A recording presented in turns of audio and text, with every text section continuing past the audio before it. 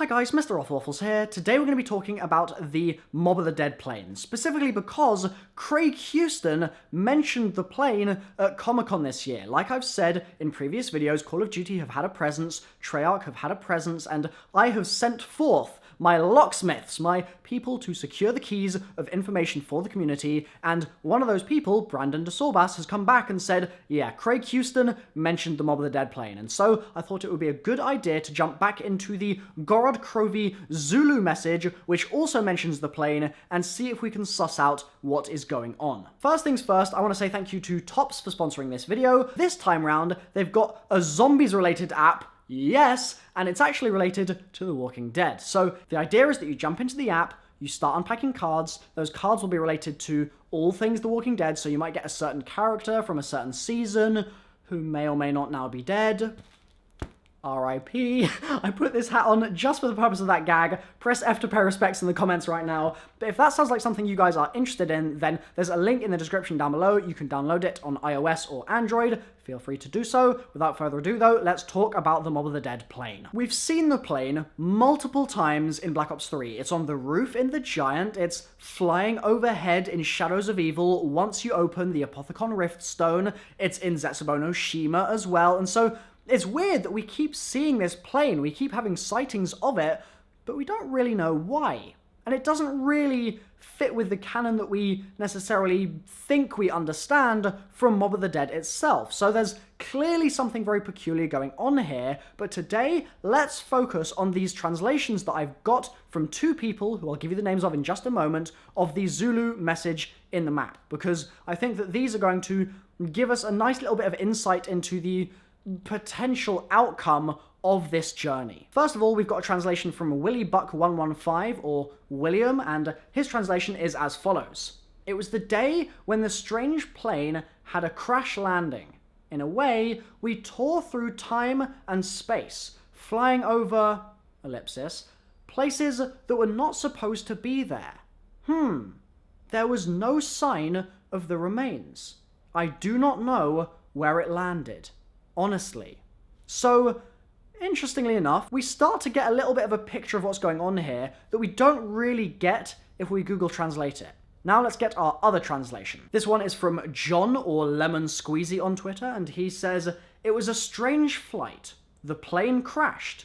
We passed through time and space, in a way flying over areas that shouldn't have been there. There was no sign of any remains. I do not know where it landed.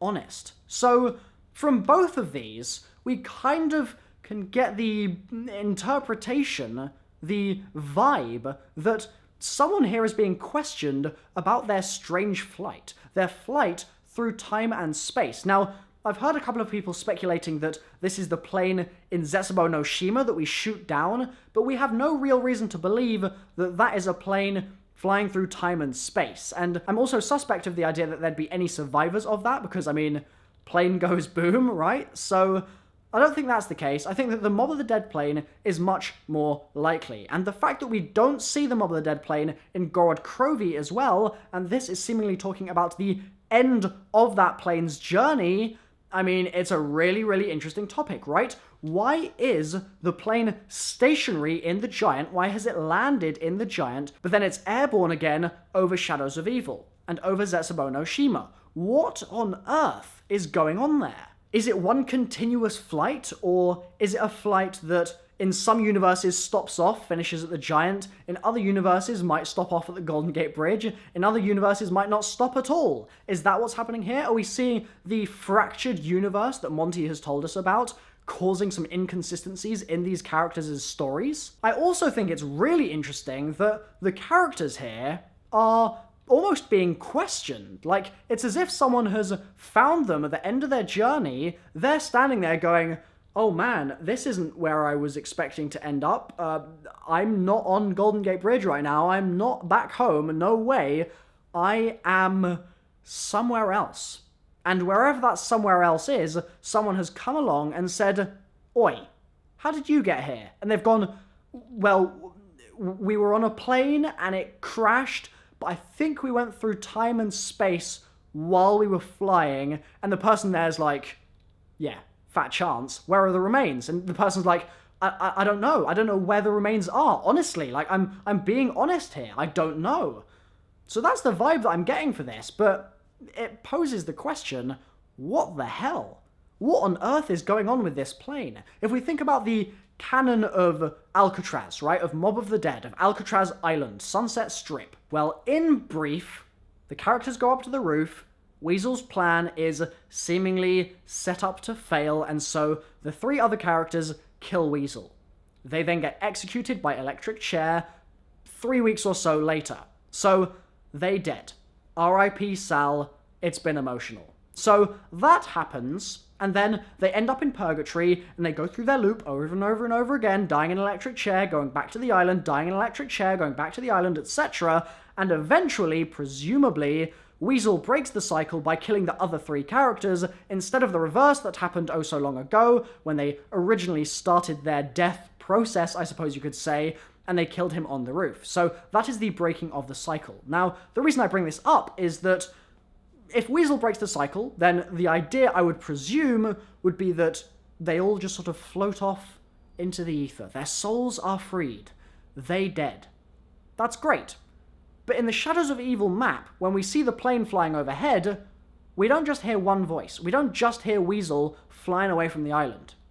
We hear multiple voices. So it would be silly to assume that Weasel has freed himself from purgatory, somehow clung onto a body, and then flown himself from that map elsewhere. We're not seeing a continuation of the cycle break sequence here, because that would just free him. Rather, I think that what is more likely to have happened right now is that they're flying away from Mob of the Dead, they've just entered the air, they're going through the clouds, through the electrical storm, and they don't end up at the Golden Gate Bridge. I think that it's fairly likely, it's certainly possible in my opinion, that rather than ending up there, they end up going through a similar wormhole to those that we see in Zetsubou no Shima. They kind of port through, end up traveling through time and space, as mentioned in this message here, and it's multiple people, it's not just Weasel or anything like that. As mentioned in this message here, we pass through time and space, so it's a group of them, they're all screaming, and they're all going through the dimensions right now. Where they're going to end up, I don't really know, but it seems like this person is interrogating them for some reason, so I would presume that they end up somewhere where they really don't belong, they don't fit in, and the person interrogating them also seems to be sort of saying, are you lying to me? Where are the remains for the plane then? Like, surely if your story holds up, there would be a wrecked plane here. Where is it? And they're just like, honestly don't know, sorry pal. So it's a peculiar one, isn't it? We end up with a situation where this plane has been flying through all the maps, or some of the maps at least, not quite all of them, but it's been flying through a lot of the maps. It hasn't really had an obvious purpose. We still don't know why Richtofen has these ties to the blood vials from those Mob of the Dead characters. That sort of process of him actually getting them is still really mysterious to us, so that's a whole can of worms and kettle of fish and all that stuff that we won't be going into detail now on because it's just too messy. But I'd love to hear your thoughts on all this, guys. I've got both of the translations mentioned in this video in the description down below, so you guys can check them out. Other than that, though, please like the video. That would be fantastic, because I'd really like you to. Okay? That would be great. Thank you. Appreciate it. And I guess I'll see you in the next video. I'm going to be going through all of the ciphers for Gorod Krovi, all of the ciphers from the past maps as well. I'm going to be doing some recap videos, so fingers crossed you guys are looking forward to those too. And also check out the app as well. It's in the description down below. So thanks for watching, guys. I'll see you next time. Bye-bye.